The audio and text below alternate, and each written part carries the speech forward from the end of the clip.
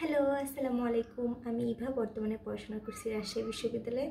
তোমরা যারা রাজশাহী বিশ্ববিদ্যালয়ে ভর্তি পরীক্ষা দিবা তারা অনেকেই আমাকে রিকোয়েস্ট করছো যে আপু রমজান মাসে একটা পড়ার রুটিন করে দাও। তো তার জন্যই আমি রমজান মাসে কিভাবে তোমরা 8 থেকে 10 ঘন্টা খুব প্রপার ওয়েতে ভালোভাবে পড়তে পারো এবং ইবাদত করতে পারো রমজান মাসের জন্য, আর বাকি কাজগুলোও কমপ্লিট করতে পারো। তো তার একটা প্রপার রুটিন দেব।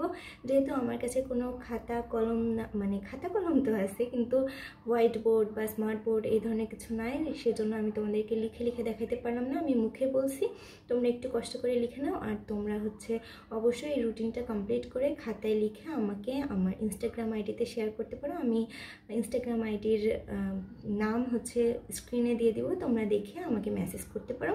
তো চলো আর কথা না বাড়িয়ে ভিডিওটা শুরু করি। দেখো, আজকে আমি তোমাদেরকে দুই ধরনের রুটিনের কথা বলবো। তবে প্রথমে যেটা নিয়ে কথা বলবো সেটা হচ্ছে আমি আমার লাইফে ফলো করি প্রত্যেক রমজান মাসে যদি আমার এক্সাম থাকে। যেমন এই বছর এক্সাম আসছে, আমি এই বছর এটা অ্যাপ্লাই করব। এটা অ্যাপ্লাই করলে তুমি যেহেতু রমজান মাসে খুব বেশি তো পড়া যায় না, তুমি সেখানে 10 ঘন্টা মতো পড়তে পারবা এই রুটিনটা যদি তুমি ফলো করো। তো চলো শুরু করি। দেখো, রমজান মাসে আমাদের সেহরি করার জন্য উঠতে হয় কয়টার দিকে? অ্যারাউন্ড 3:30 বা 4টার দিকে আমরা উঠি। তবে আমি কি করব, রমজান মাসে একটু বলবো যে আগে উঠতে, মানে 3টার দিকে উঠতে। তো 3টা থেকে 4টা পর্যন্ত তুমি সকালে মানে ভোরে আর কি হাত মুখ ধুয়ে তুমি একটু পড়তে বসলা। 3টা থেকে 4টা পর্যন্ত বসলা, তাহলে সেখানে কত ঘন্টা হলো? 1 ঘন্টা হলো। 1 ঘন্টা পড়ার পরে তুমি অজু করলা, করে সেহরি করলা, তারপরে নামাজ পড়লা, একটু কোরআন পড়লা, সব কিছু করে দেন তুমি আবার 5টার মধ্যে সব কিছু শেষ করে তুমি 5:30 থেকে আবার পড়তে বসলে। 5:30 থেকে তুমি টানা 8টা পর্যন্ত পড়বা। তাহলে 5:30 থেকে 6:30, 7:30, 8টা, এখানে 2.5 ঘন্টা পড়া হচ্ছে। তাহলে আর এদিকে 2.5 ঘন্টা হচ্ছে আর ওইদিকে 1 ঘন্টা, তার মানে 3.5 ঘন্টা হচ্ছে। এখন তুমি একটা কাজ করতে পারো, 8টা পর্যন্ত পড়ে তুমি 8টার দিকে একটু ঘুমাই নিতে পারো। যেহেতু আমাদের সেহরি করে একটু না ঘুমালে আসলে ভালো লাগে না, তো তুমি 8টার দিকে ঘুমাতে পারো। 8টা থেকে তুমি 10টা পর্যন্ত একটা গভীর ঘুম দিতে পারো। 10টা পর্যন্ত ঘুমায় দেন 10টায় উঠে 10টা থেকে তুমি একদম 12:30 পর্যন্ত পড়লা। তাহলে 12:30 পর্যন্ত পড়লে এখানে কতক্ষণ হচ্ছে? 2.5 ঘন্টা হচ্ছে। তাহলে এদিকে আমার 3.5 ঘন্টা, এদিকে 2.5 ঘন্টা, তাহলে 4.5 ঘন্টা, 5.5 ঘন্টা, 6 ঘন্টা। 6 ঘন্টা কিন্তু অলরেডি হয়ে গেছে। এবার তুমি দুপুরবেলা মানে 12টার দিকে উঠে গোসল দিলা, নামাজ কালাম করে সব কিছু কমপ্লিট করতে আমি ধরলাম যে তোমার 2টা বেজে গেল। 2টা পর্যন্ত তুমি রেস্ট করলা। দেন 2টা থেকে তুমি 4:30 বা 5টা পর্যন্ত পড়বা। 4:30 বা 5টা পর্যন্ত না, 4:30 পর্যন্তই পড়বা, যেহেতু আবার আসরের নামাজ আছে। সো 4:30 পর্যন্ত পড়বা। তাহলে এখানে আবার আমার 2.5 ঘন্টা পড়া। তো 4:30 পর্যন্ত পড়লা, তারপরে নামাজ পড়লা, আসরের নামাজ, দেন পড়ে তারপরে আবার 45 থেকে 1 ঘন্টা মতো পড়বা ইফতারের আধা ঘন্টা আগ পর্যন্ত।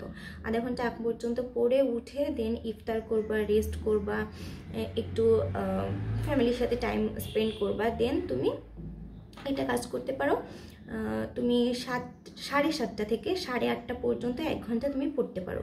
কারণ তখন দেখা যায় যে 1 ঘন্টা যদি তুমি পড়ো তাহলে আমার মনে হয় যে তুমি রেস্ট করার পরে 1 ঘন্টা পড়লে তোমার জন্য ভালো হবে। বা তুমি একটা কাজ করতে পারো, তখন একেবারে তুমি তারাবির নামাজ পড়ে তারপরে পড়তে পারো। তারাবির নামাজ আমি আশা করছি যে তোমাদের 10টার মধ্যে তারাবির নামাজ শেষ হয়ে যাবে। সো 10টা থেকে তুমি একটানা 12টা পর্যন্ত পড়লা। তাহলে এখানে কতক্ষণ হলো? 2 ঘন্টা হলো। তাহলে অ্যারাউন্ড 8 থেকে 10 ঘন্টা কিন্তু হচ্ছে আমার। যদি তুমি এর মাঝে মাঝে আরেকটু ফাঁকা ফাঁকা টাইম পাও, যখন তোমার মনে হবে যে না আমি এখন একটু পড়তে পারি, যেহেতু এখন ফ্রি আসছি, বা আমি যেই গ্যাপের কথা বললাম সেই গ্যাপকে তুমি চাইলে আরেকটু কমায় আনতে পারো যদি তোমার জন্য পসিবল হয়। তাহলে তুমি 12টা থেকে 12:30 পর্যন্ত পড়লা। তারপরে 12:30টার মধ্যে তোমাকে অবশ্যই ঘুমাতে যেতে হবে। 12:30 থেকে তুমি 3টা পর্যন্ত একটানা ঘুমাবা। তারপরে আবার 3টা থেকে উঠে পড়বা।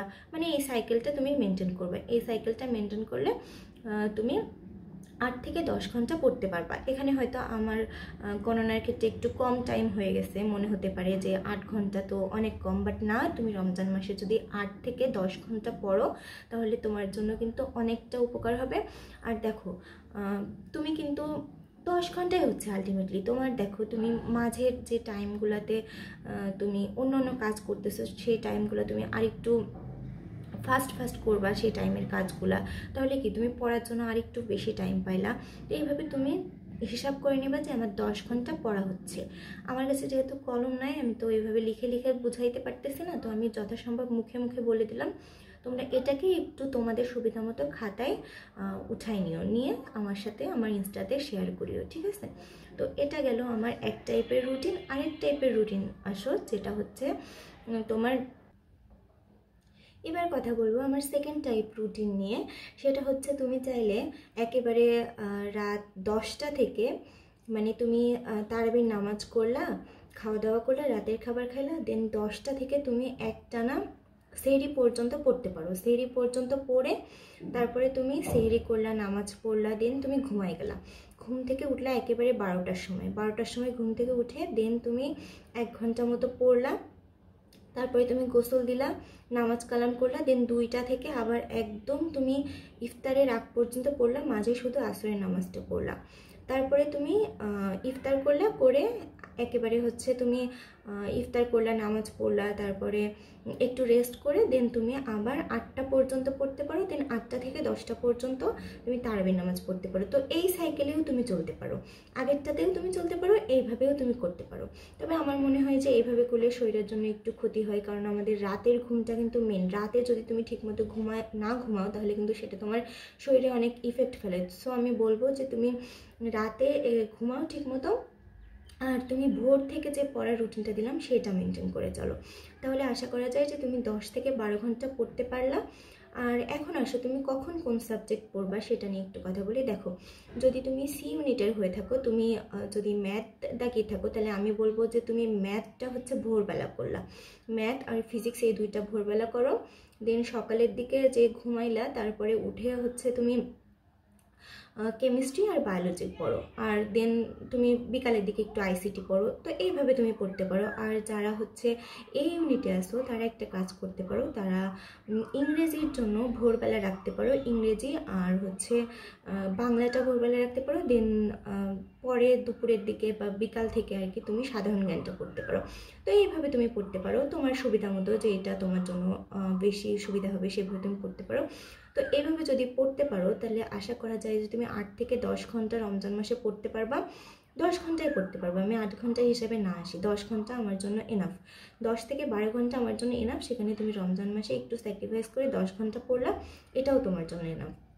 তাহলে তুমি এই রুটিনটা ফলো করে আশা করি একটা ভালো সাবজেক্ট পাবা। আর অবশ্যই যারা চান্স পাবা তারা কিন্তু আমাকে জানাতে ভুলবা না। আমার ইনস্টাগ্রাম আইডিতে তোমরা আমাকে মেসেজ করতে পারো, আমি আইডির নাম স্ক্রিনে দিয়ে দিব।